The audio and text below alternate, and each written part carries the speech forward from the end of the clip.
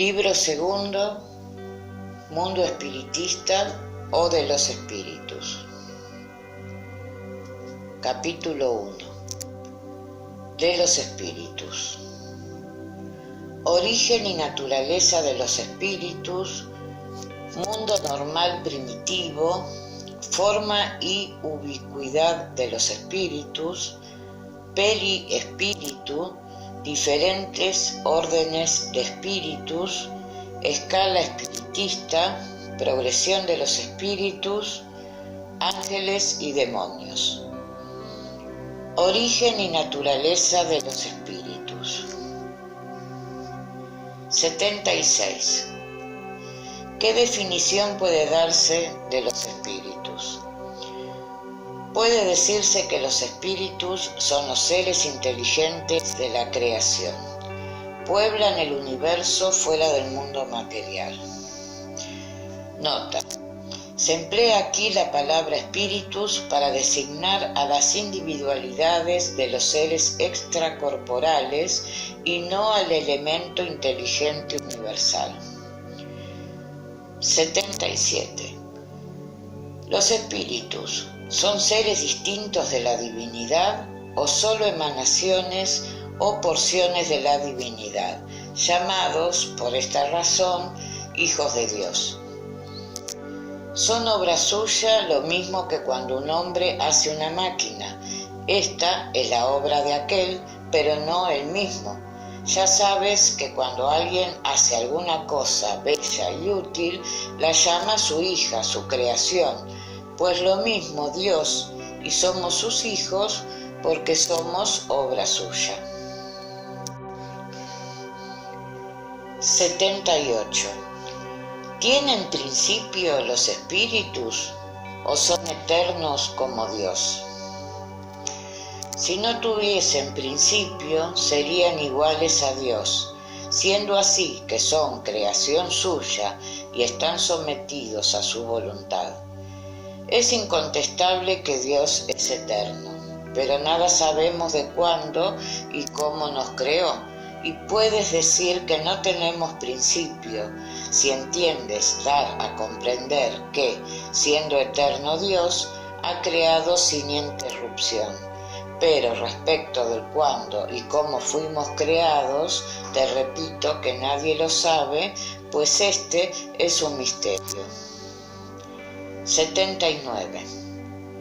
Puesto que hay dos elementos generales en el universo, el inteligente y el material, ¿podría decirse que los espíritus están formados del primero como los cuerpos inertes lo están del segundo?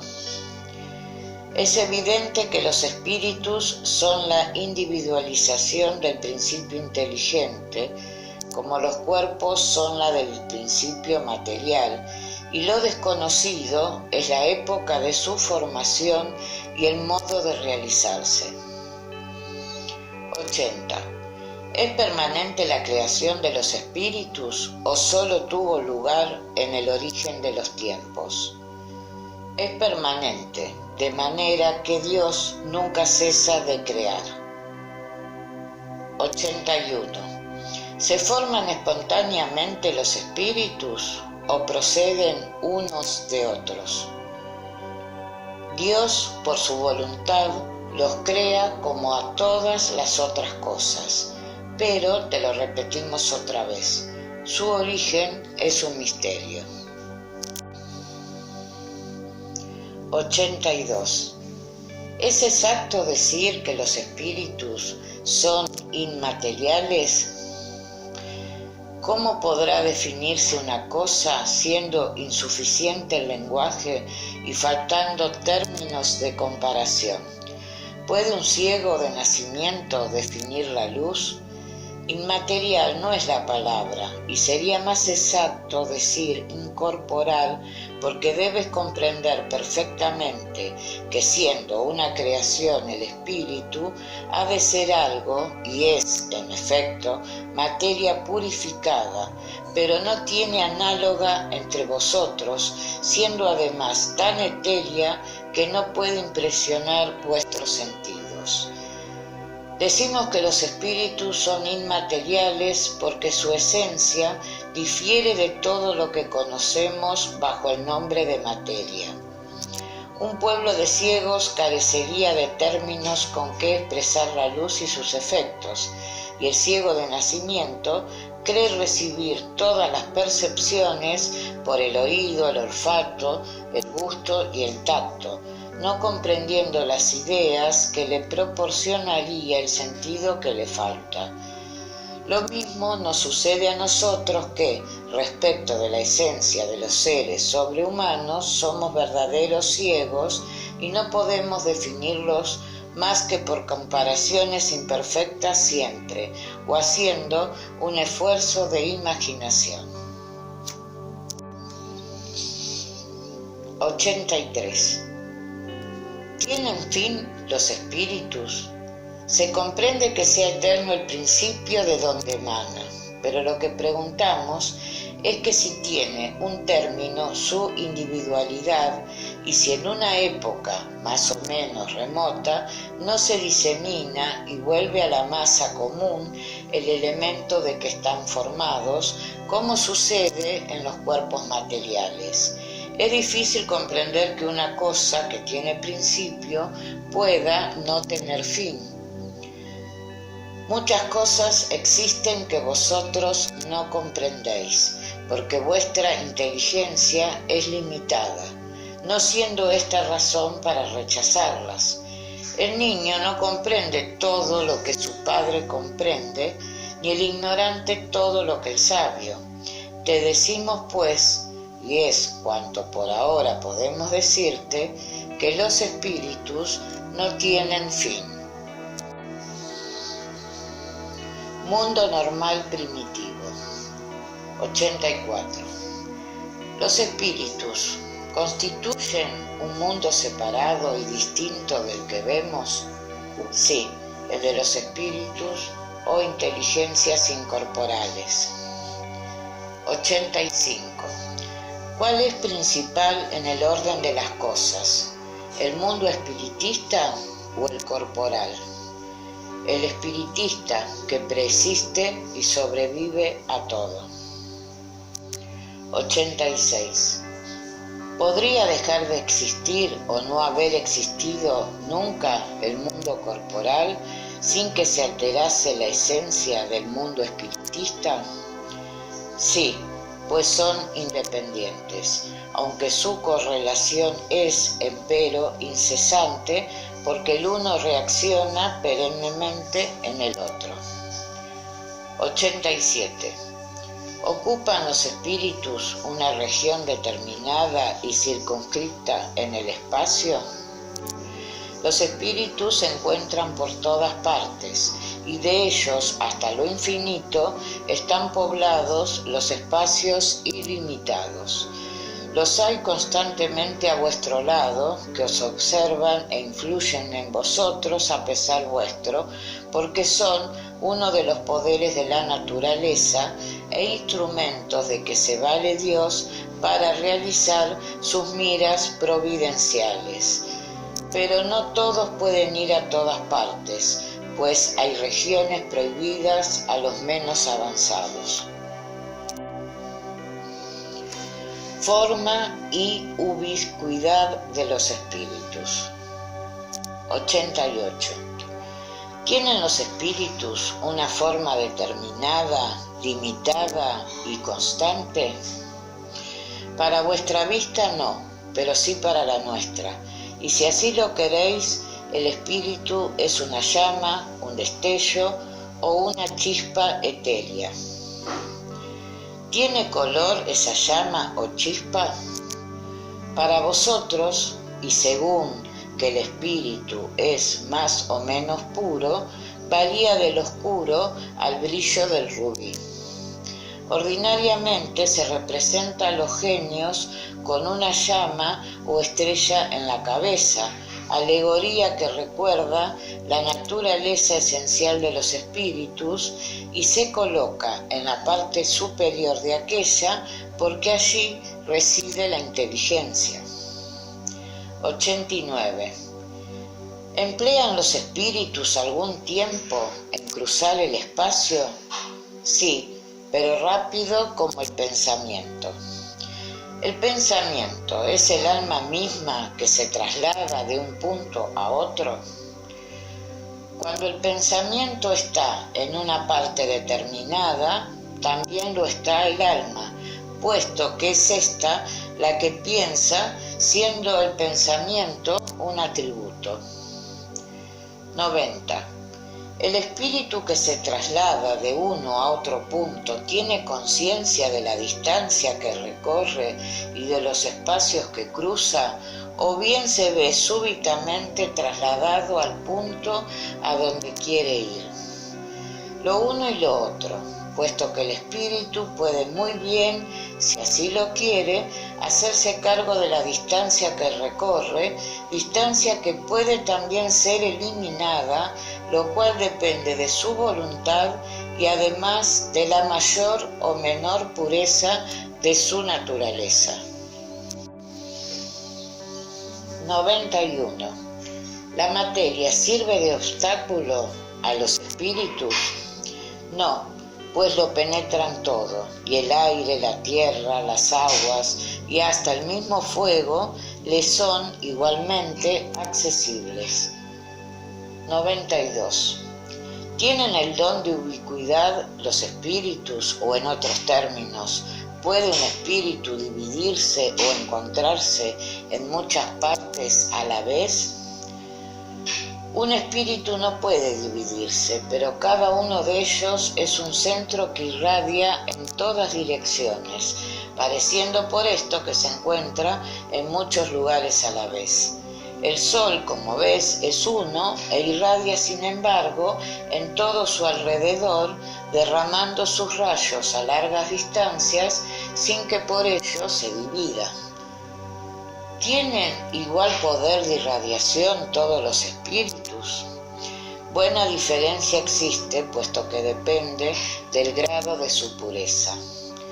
Cada espíritu es una unidad indivisible, pero cada uno de ellos puede extender a diversos puntos el pensamiento sin dividirse, y sólo en este sentido debe entenderse que se atribuye a los espíritus el don de ubicuidad. Tal sucede con un centro de luz que, proyectando a lo lejos su claridad, puede ser percibida de todos los puntos del horizonte, y tal asimismo con un hombre que, sin cambiar de puesto ni dividirse, puede transmitir órdenes, señales e indicar los movimientos a lugares diferentes. Periespíritu. 93. El espíritu propiamente dicho no tiene envoltura alguna, o como se pretende, está rodeado de una sustancia.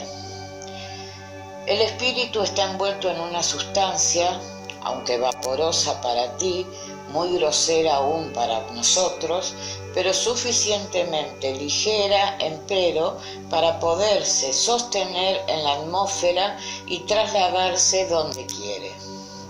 Así como el germen del fruto está rodeado del periespermo, así también el espíritu propiamente dicho está rodeado de una envoltura que por comparación puede llamarse periespíritu. 94. ¿De dónde toma el espíritu la envoltura semimaterial? En el fluido universal de cada globo, y por esta razón no es igual en todos los mundos, al pasar de uno a otro mundo, el espíritu cambia de envoltura como vosotros de vestido. De modo que cuando los espíritus que habitan en los mundos superiores vienen al nuestro, toman un periespíritu más grosero, ya lo hemos dicho, es preciso que se vistan a vuestro modo. 95. La envoltura semimaterial del espíritu afecta formas diferentes y puede ser perceptible. Sí, la forma que plazca al espíritu, y así es como se os aparece de vez en cuando, ora en sueños, ora estando despiertos, y cómo puede tomar una forma visible y hasta palpable. Diferentes órdenes de espíritus. 96. ¿Son iguales los espíritus o existen entre ellos alguna jerarquía? Pertenecen a diferentes órdenes, según el grado de perfección a que han llegado. 97. ¿Hay un número determinado de órdenes o grados de perfección entre los espíritus? Es ilimitado el número, porque no existe entre esas órdenes una línea de demarcación trazada a modo de barrera, pudiéndose así multiplicar o restringir voluntariamente las divisiones. Pero si se consideran, no obstante, los caracteres generales, puede reproducírselos a 3 órdenes principales. Pueden colocarse en el primer orden a los que han llegado a la perfección, los espíritus puros; en el segundo, a los que están a mitad de la escala, los cuales se ocupan en la consecución del bien; y en el tercero, a los espíritus imperfectos que están aún al principio de la escala, siendo sus caracteres la ignorancia, el deseo del mal y todas las malas pasiones que retardan su progreso. 98. Los espíritus del segundo orden tienen solo el deseo del bien sin que puedan hacerlo. Pueden hacerlo según su grado de perfección, pues unos poseen la ciencia y otros la prudencia y la bondad, pero todos han de sufrir pruebas aún. 99. ¿Los espíritus del tercer orden son todos esencialmente malos? No, pues los unos no hacen ni bien ni mal, y otros se complacen, por el contrario, en el mal y están satisfechos cuando encuentran ocasión de hacerlo. Además, hay espíritus ligeros o duendes más enredadores que perversos, que se complacen más en la chismografía que en la maldad y cuyo placer son los embaucamientos y las pequeñas contrariedades que les causan risa. Escala espiritista. 100. Observaciones preliminares. La clasificación de los espíritus está basada en su grado de progreso, en las cualidades que han adquirido y en las imperfecciones de que han de despojarse aún. Esta clasificación, además, no es absoluta. Cada categoría no ofrece en su conjunto más que un carácter saliente, pero la transición es insensible de un grado a otro, y en los límites desaparece el matiz, como en los reinos de la naturaleza, en los colores del arco iris, y también como en los diferentes períodos de la vida del hombre. Se puede, pues, formar un número mayor o menor de clases según el aspecto que se elija para considerar esta cuestión.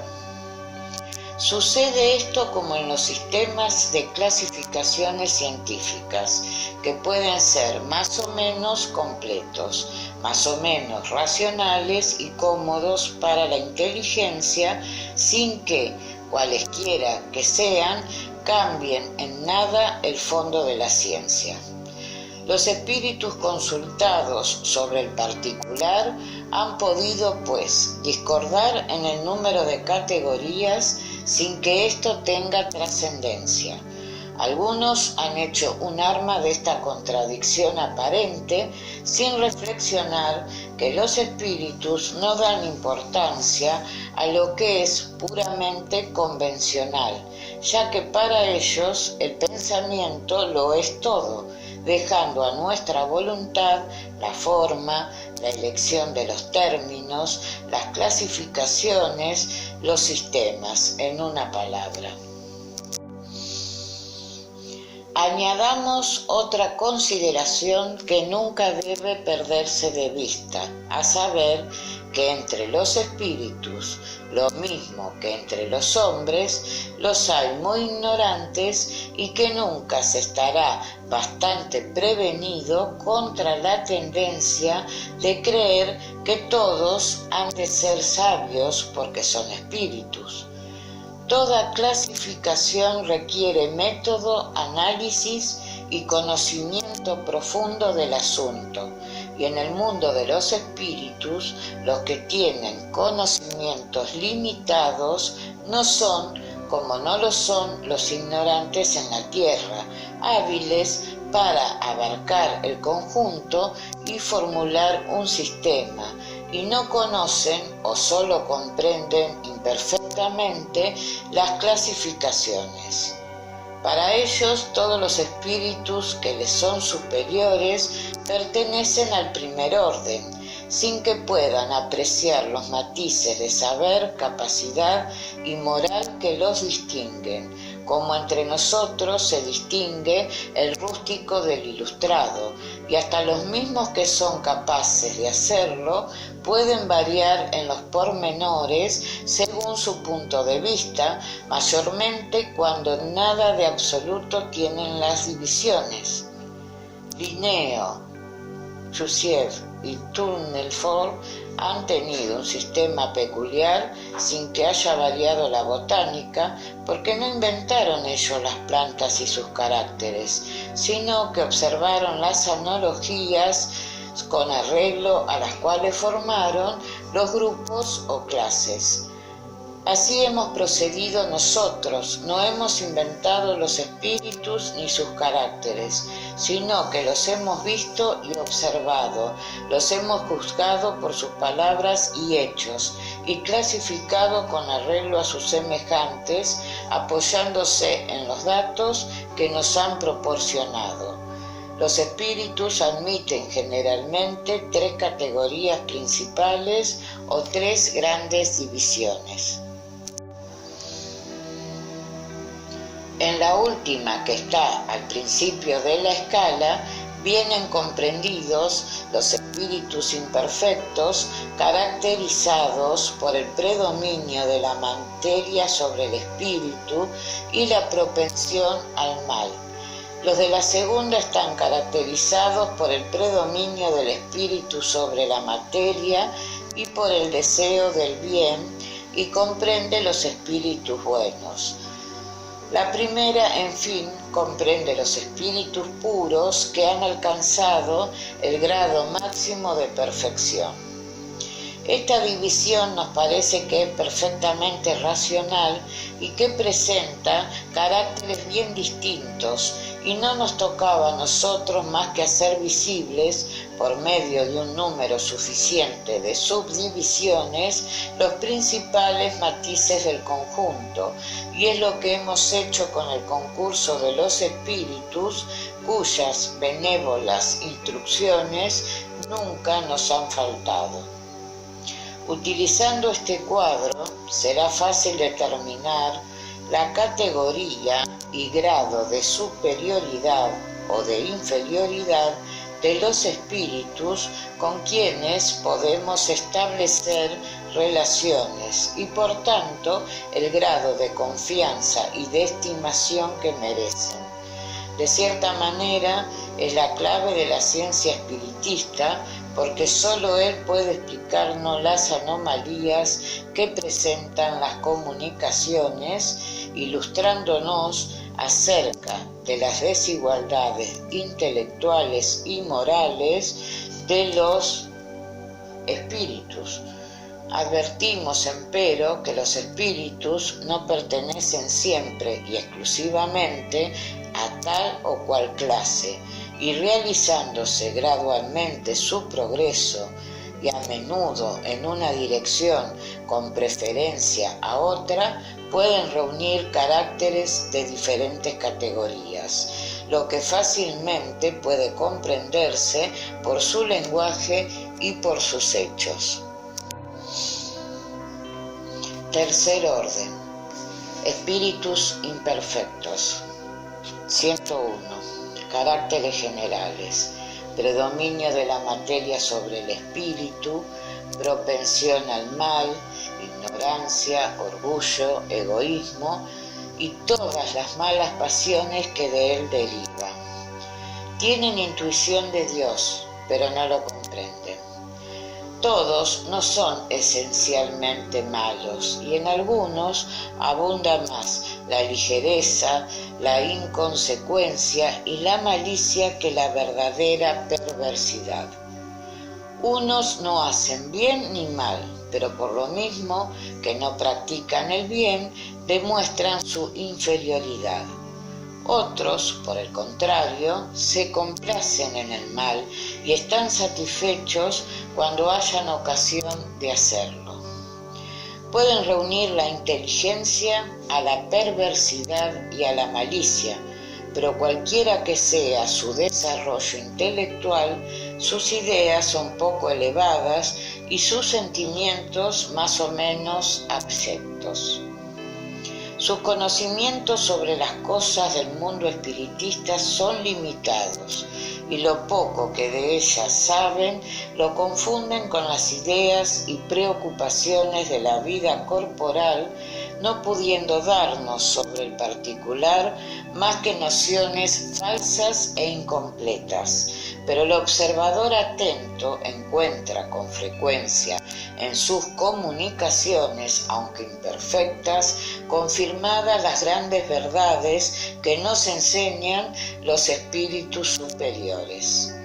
Su carácter se revela en su lenguaje, y todo espíritu que deje escapar en sus comunicaciones un pensamiento malo puede ser incluido en el tercer orden, y por lo tanto todo pensamiento malo que se nos sugiere procede de un espíritu de este orden.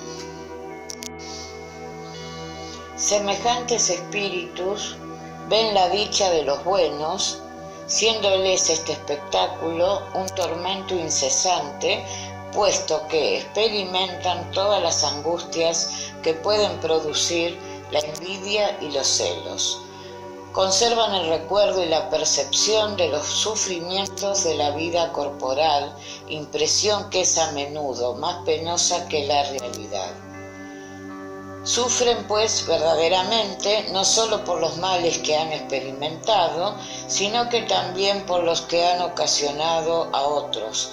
Y como sufren por largo tiempo, creen que sufrirán siempre, permitiendo Dios, para castigarlos, que conserven esa creencia. Puede dividírseles en 5 clases principales. 102. 10ª clase. Espíritus impuros. Son propensos al mal y lo hacen objeto de sus maquinaciones. Como espíritus dan consejos pérfidos, promueven la discordia y la desconfianza, y para engañar mejor toman todas las apariencias, se apoderan de los caracteres bastante débiles para seguir sus excitaciones a fin de arrastrarles a su perdición, y están satisfechos cuando consiguen retardar su progreso, haciéndoles sucumbir en las pruebas que sufren. En las manifestaciones se les conoce por su lenguaje, pues la trivialidad y la bajeza de las expresiones, así en los espíritus como en los hombres, es siempre indicio de inferioridad moral, sino intelectual. Sus comunicaciones descubren la bajeza de sus inclinaciones, y si intentan desorientar hablando sensatamente, no pueden sostener el ardid por mucho tiempo y concluyen por poner en claro su origen. Ciertos pueblos los han considerado como divinidades maléficas y otros los designan con los nombres de demonios, genios malos y espíritus del mal. Los seres vivientes a quienes animan durante la encarnación son dados a todos los vicios que engendran las pasiones viles y degradantes, tales como el sensualismo, la crueldad, la maulería, la hipocresía, la codicia y la sórdida avaricia. Hacen el mal por el placer de hacerlo sin motivo, la mayor parte de las veces, y por aversión al bien escogen casi siempre sus víctimas entre las personas honradas. Cualquiera que sea el lugar social que ocupen, son azote de la humanidad y el barniz de la civilización no nos libra del oprobio y de la ignominia.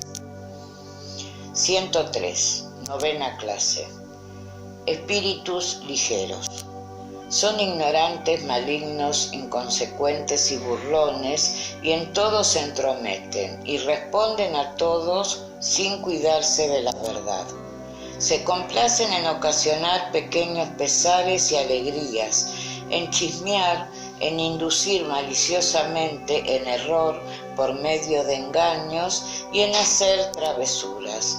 A esta clase pertenecen los espíritus llamados vulgarmente duendes, tragos, gnomos y diablillos, todos los cuales dependen de los espíritus superiores que frecuentemente les ocupan, como nosotros, a nuestros criados. En las comunicaciones con los hombres, su lenguaje es a veces ingenioso y chistoso, pero casi siempre superficial, y aprovechan las extravagancias y las ridiculeces que exponen en frases mordaces y satíricas. Cuando usurpan algún nombre, lo hacen más por malicia que por perversidad. 104. Octava clase. Espíritus de falsa instrucción, falsos sabios. Tienen conocimientos bastante vastos, pero creen saber más de lo que realmente saben. Habiendo progresado algo en diversos sentidos, su lenguaje tiene cierto carácter grave que puede engañar acerca de su capacidad y ciencia, pero no pasa de ser con frecuencia reflejo de las preocupaciones y de las ideas sistemáticas de la vida terrestre, una mezcla de verdades y errores absurdos, a cuyo través se descubren la presunción, el orgullo, los celos y la terquedad de que no han podido emanciparse. 105. Séptima clase. Espíritus neutros. No son ni bastante buenos para practicar el bien, ni bastante malos para hacer el mal. Se inclinan igualmente al uno y al otro, y no se sobreponen a la condición vulgar de la humanidad, ni moral ni intelectualmente. Tienen apego a las cosas de este mundo, cuyas alegrías groseras echan de menos. 106. Sexta clase. Espíritus golpeadores y perturbadores. Propiamente hablando, no forman una clase distinta si se toman en consideración sus cualidades personales, y pueden pertenecer a todas las clases del tercer orden. A menudo anuncian su presencia por efectos sensibles y físicos, como golpes, movimiento y desarreglo anormal de los cuerpos sólidos, agitación del aire, etc. Parece que están más apegados a la materia que los otros y que son los principales agentes de las vicisitudes de los elementos del globo, ya obren en el aire, en el agua, en el fuego, ya en los cuerpos duros, ya en las entrañas de la tierra. Cuando estos fenómenos tienen un carácter intencional e inteligente, se conoce que no son debidos a una causa fortuita y física. Todos los espíritus pueden producirlos, pero los elevados los confían por punto general a los espíritus subalternos, más aptos para las cosas materiales que para las inteligentes, y cuando los primeros creen oportunas las manifestaciones de este género, se sirven de los segundos como de auxiliares. Segundo orden: espíritus buenos. 107. Caracteres generales. Predominio del espíritu sobre la materia y deseo de hacer bien. Sus cualidades y poder para practicarlo están en proporción del grado a que han llegado. Poseyendo unos la ciencia, otros la prudencia y la bondad, y reuniendo los más adelantados el saber y las cualidades morales.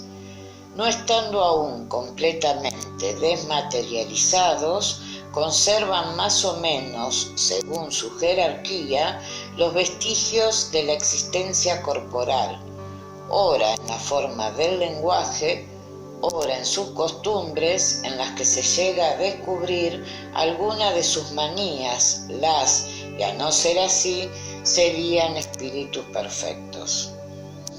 Comprenden a Dios y el infinito, y gozan ya de la felicidad de los buenos. Son dichosos cuando hacen el bien e impiden el mal, y el amor que los une es para ellos origen de una dicha inefable, no alterada por la envidia, por los remordimientos, ni por ninguna de las malas pasiones que atormentan a los espíritus imperfectos, pero todos han de sufrir pruebas hasta que alcancen la perfección absoluta. Como espíritus subsisten buenos pensamientos, alejan a los hombres del camino del mal, protegen durante la vida a los que se hacen merecedores de protección y neutralizan la influencia de los espíritus imperfectos en aquellos individuos que no se complacen en tolerarla. Las personas en quienes encarnan son buenas y benévolas para con sus semejantes, no ceden al orgullo, al egoísmo y a la ambición, y no sienten odio, rencor, envidias ni celos, practicando el bien porque es el bien. A este orden pertenecen los espíritus conocidos en las creencias vulgares con los nombres de genios buenos, genios protectores y espíritus del bien. En tiempo de superstición y de ignorancia se les ha elevado a la categoría de divinidades bienhechoras. Se les puede dividir en 4 grupos principales. 108. Quinta clase. Espíritus benévolos. Su cualidad dominante es la bondad. Se complacen en prestar servicios a los hombres y protegerlos, pero su saber es limitado, pues han progresado más moral que intelectualmente. 109. Cuarta clase. Espíritus sabios. Lo que principalmente los distingue es la extensión de sus conocimientos. Se ocupan menos de las cuestiones morales que de las científicas, para las cuales tienen más aptitud, pero solo consideran la ciencia utilitariamente y no obedecen al hacerlo a ninguna de las pasiones propias de los espíritus imperfectos. 110. Tercera clase. Espíritus prudentes. Las más elevadas cualidades morales son su carácter distintivo. Sin que sus conocimientos sean limitados, están dotados de aquella capacidad que proporciona un juicio recto de los hombres y de las cosas. 111. Segunda clase. Espíritus superiores. Reúnen la ciencia, la prudencia y la bondad. Su lenguaje, que solo benevolencia respira, es constantemente digno, elevado y a menudo sublime. Su superioridad los hace más aptos que los otros para darnos las nociones más exactas acerca de las cosas del mundo incorporal, dentro de los límites de aquello que es lícito saber al hombre. Se comunican voluntariamente con los de que buena fe buscan la verdad y cuya alma está bastante emancipada de los lazos terrestres para comprenderla, pero se separan de los que solo obran por curiosidad o a quienes la influencia de la materia distrae de la práctica del bien. Cuando por excepción se encarnan en esta tierra es para realizar una misión de progreso y nos ofrecen el tipo de perfección a que puede aspirar la humanidad en este mundo. Primer orden, espíritus puros. 112. Caracteres generales. Influencia de la materia nula. Superioridad intelectual y moral absoluta con respecto a los espíritus de las otras órdenes. 113. Primera y única clase. Han recorrido todos los grados de la escala y se han despojado de todas las impurezas de la materia. Habiendo alcanzado la suma de perfección de que es susceptible la criatura, no han de sufrir pruebas ni expiaciones, y no estando obligados a la reencarnación en cuerpos perecederos, viven la vida eterna en el seno de Dios. Gozan de una dicha inalterable, porque no sienten las necesidades ni están expuestos a las vicisitudes de la vida material, pero aquella dicha no consiste en la ociosidad monótona de una contemplación perpetua. Son mensajeros y ministros de Dios cuyas órdenes acerca de la conservación de la armonía universal ejecutan. Mandan a todos los espíritus que les son inferiores, les ayudan a perfeccionarse y les señalan su misión.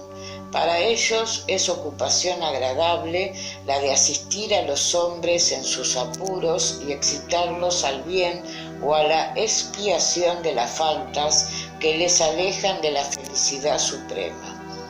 Se les designa a veces con los nombres de ángeles, arcángeles o serafines. Los hombres pueden comunicarse con ellos, pero sería muy presuntuoso el que pretendiese tenerlo constantemente a sus órdenes. Progresión de los espíritus.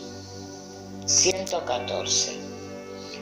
¿Los espíritus son buenos o malos por su naturaleza o bien se van mejorando? Los mismos espíritus van mejorándose y al conseguirlo pasan de un orden inferior a otro superior. 115. ¿Hay espíritus que fueron creados buenos y otros malos?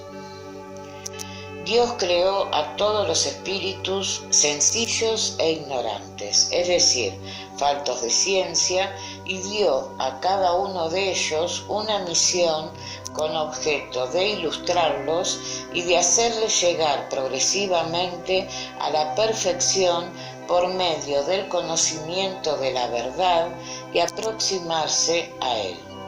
La dicha eterna sin perturbación estriba para ellos en esa perfección. Los espíritus adquieren los conocimientos sufriendo las pruebas que Dios les impone, que unos aceptan con sumisión, llegando así más prontamente al objeto de su destino, y que otros sufren con desagrado, permaneciendo por culpa suya lejos de la perfección y de la dicha prometida. Según esto, parece que los espíritus en su origen son como los niños, ignorantes e inexpertos, pero que adquieren poco a poco los conocimientos que le faltan recorriendo las diferentes etapas de la vida. Sí, la comparación es exacta, pues el niño rebelde continúa ignorante e imperfecto y se aprovecha más o menos según su docilidad. Pero al paso de la vida del hombre tiene término, la del espíritu se dilata en lo infinito.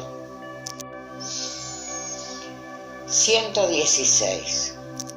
¿Hay espíritus que permanecerán perpetuamente en los puestos inferiores?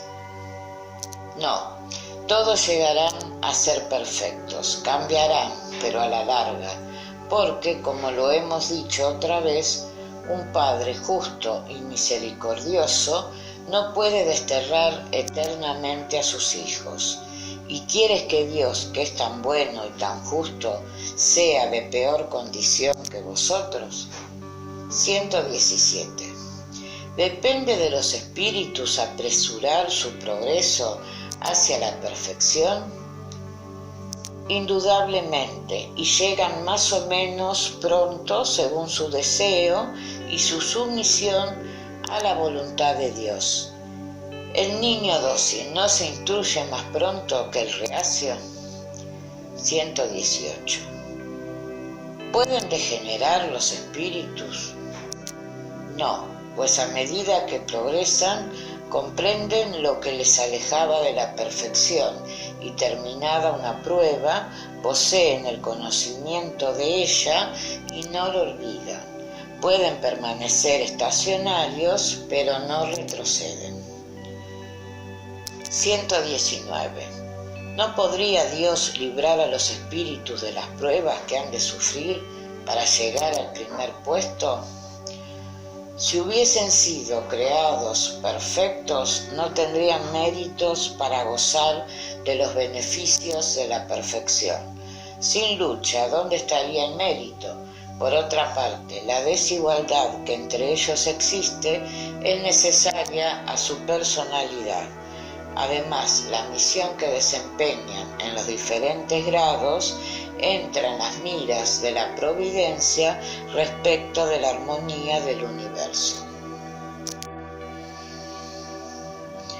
Puesto que en la vida social todos los hombres pueden llegar a los primeros puestos, se podría preguntar también, ¿por qué el soberano de un país no hace generales a todos sus soldados, empleados superiores a todos los subalternos y maestros a todos los discípulos?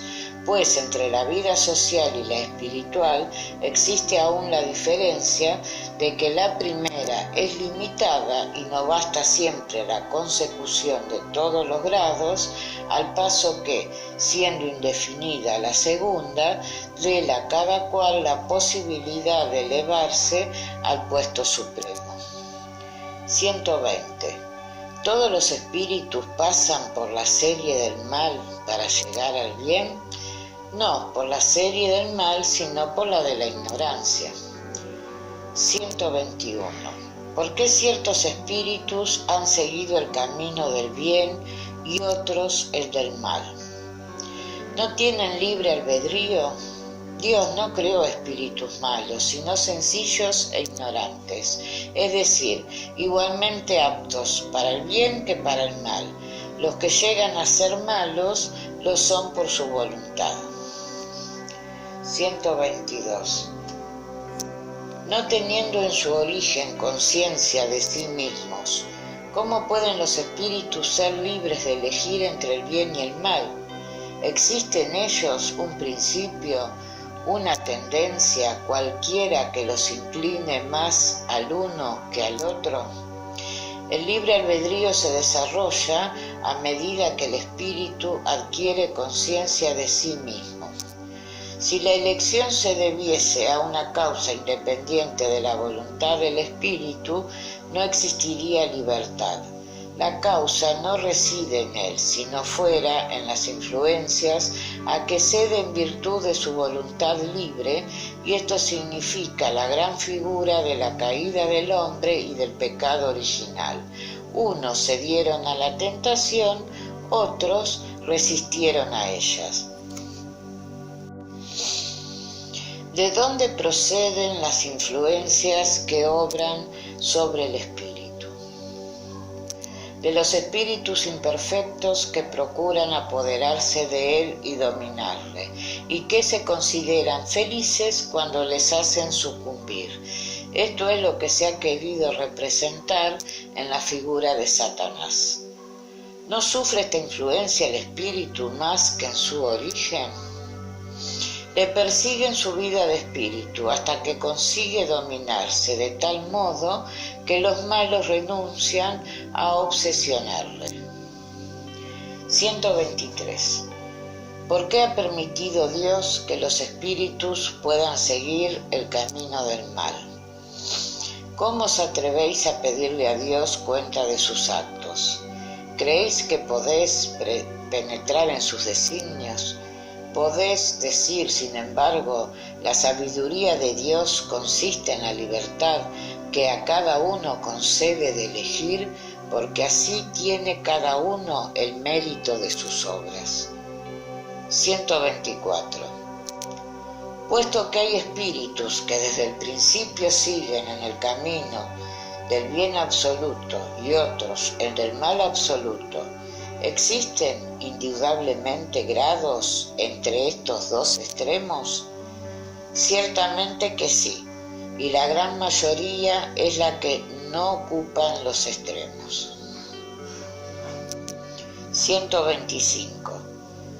Los espíritus que han seguido el camino del mal, ¿podrán ellos llegar al mismo grado de superioridad que los otros? Sí, pero las eternidades serán más largas para ellos. Porque estas palabras, las eternidades, debe entenderse la idea que tienen los espíritus inferiores de que serán perpetuos sus sufrimientos, cuyo término no les dado ver, idea que se renueva en todas las pruebas en que sucumben. 125. Los espíritus que han seguido el camino del mal, ¿podrán llegar al mismo grado de superioridad que los otros? Sí, pero las eternidades serán más largas para ellos. Por estas palabras, las eternidades debe entenderse la idea que tienen los espíritus inferiores de que serán perpetuos sus sufrimientos, cuyo término no les dado ver, idea que se renueva en todas las pruebas en que sucumben. 126. Los espíritus que llegan al grado supremo, después de haber incurrido en el mal, ¿tienen a los ojos de Dios menos mérito que los otros? Dios mira a los extraviados con iguales ojos y a todos los ama con el mismo afecto. Se les llama malos porque han sucumbido, pero antes eran espíritus sencillos. 127. ¿Los espíritus son creados iguales en facultades intelectuales? Lo son, pero no sabiendo de dónde provienen, es preciso que funcione el libre albedrío y progresan con más o menos rapidez, así intelectual como moralmente. Los espíritus que, desde el principio, siguen el camino del bien, no son por ello espíritus perfectos, puesto que, si no tienen malas tendencias, han de adquirir, sin embargo, experiencia y los conocimientos necesarios para llegar a la perfección. Podemos compararlos a los niños que, cualquiera que sea la bondad de sus naturales instintos, tienen necesidad de desarrollarse, de ilustrarse, y que no llegan sin transición de la infancia a la madurez.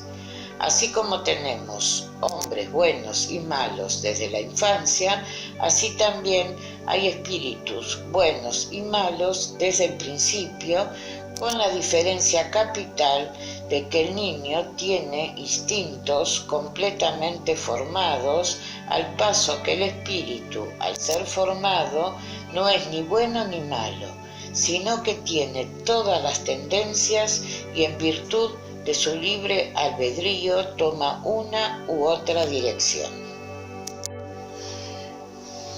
Ángeles y demonios. 128.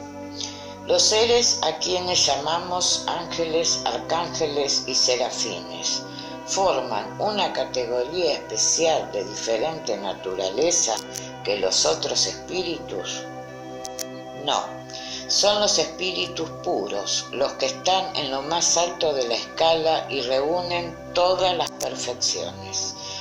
La palabra ángel despierta generalmente la idea de perfección moral, pero se aplica a menudo a todos los seres buenos y malos que existen fuera de la humanidad. Así se dice el ángel bueno y el ángel malo, ángel de la luz y ángel de las tinieblas, y en este caso es sinónimo de espíritu o genio. Aquí tomamos la palabra en su acepción buena. 129. ¿Los ángeles han recorrido todos los grados? Todos los han recorrido, pero según tenemos dicho, unos aceptaron su misión sin murmurar y llegaron más pronto. Otros emplearon mayor o menor tiempo para llegar a la perfección. 130. Si es errónea la opinión de que existen seres creados perfectos y superiores a las demás criaturas, ¿en qué consiste que sea tradicional en casi todos los pueblos? Sabe que tu mundo no es eterno y que mucho antes de que existiese, espíritus sabía que ocupaban ya el grado supremo, por lo cual pudieron creer los hombres que siempre habían estado a la misma altura. 131. ¿Existen demonios en el sentido que se da a esta palabra? Si hubiese demonios serían obras de Dios, y hubiera procedido éste con justicia y bondad, creando seres consagrados eternamente al mal y a la infelicidad. Si existen demonios en tu mundo inferior y en otro semejante, es donde residen, y son esos hombres hipócritas que hacen de un Dios justo un Dios perverso y vengativo. Esos hombres que creen complacerle con las abominaciones que en su nombre cometen.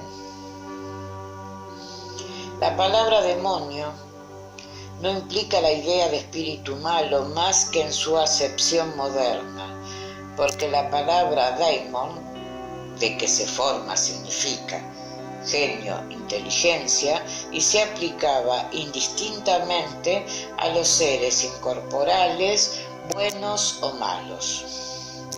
Los demonios, en la acepción vulgar de la palabra, suponen seres esencialmente maléficos que serían, como todas las cosas, creación de Dios. Y Dios, que es soberanamente justo y bueno, no puede haber creado seres arrastrados al mal por su naturaleza y eternamente condenados. Si no fuesen obra de Dios, serían como Él eternos, o bien habría muchos poderes soberanos. La primera condición de toda doctrina es la de ser lógica, y la de los demonios, en su sentido absoluto, flaquea por esta base esencial. Se concibe que en la creencia de los pueblos atrasados que, no conociendo los atributos de Dios, dan cabida a las divinidades maléficas, se admita a los demonios, pero para todo el que acepte la bondad de Dios como el atributo por excelencia, es ilógico y contradictorio suponer que haya podido crear seres consagrados al mal y destinados a hacerlo perpetuamente, porque equivale a negar su bondad. Los partidarios del demonio se parapetan en las palabras de Cristo, y no seremos nosotros quienes neguemos la autoridad de su enseñanza, que quisiéramos ver más en el corazón que en los labios de los hombres. Pero ¿se tiene certeza del sentido que daba Cristo a la palabra demonio? ¿No se sabe que la forma alegórica es uno de los caracteres distintivos de su lenguaje y que todo lo que contiene el Evangelio no debe tomarse literalmente? Sirva de prueba este pasaje. Pero luego, después de las tribulaciones de aquellos días, el sol se oscurecerá, la luna no alumbrará, y las estrellas caerán del cielo, las potestades de los cielos temblarán.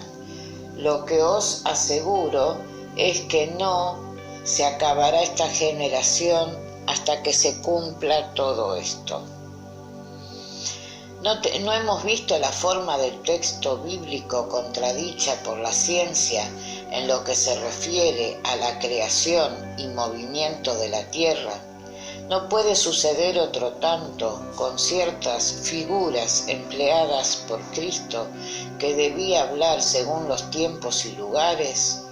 Cristo no pudo decir a sabiendas una cosa falsa, y si pues en sus palabras hay acertos que parece que repugnan a la razón, es porque no los comprendemos o porque los interpretamos mal.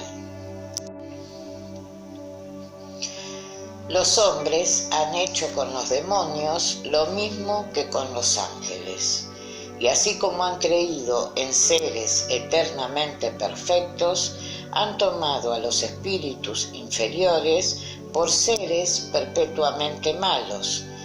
La palabra demonio debe, pues, entenderse con relación a los espíritus impuros, que a menudo no son mejores que los seres que con aquel nombre se designan, pero con la diferencia de que semejante estado no es más que transitorio.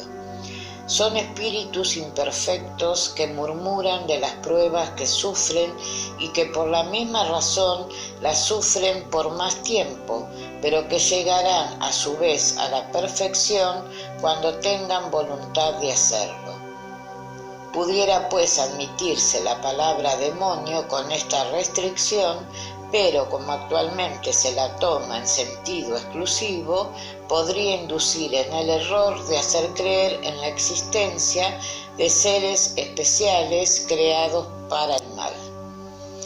Satanás es evidentemente la personificación del mal bajo una forma alegórica, porque no puede admitirse un ser malo que lucha de potencia a potencia con la divinidad y cuya única ocupación es la de contrariar sus designios.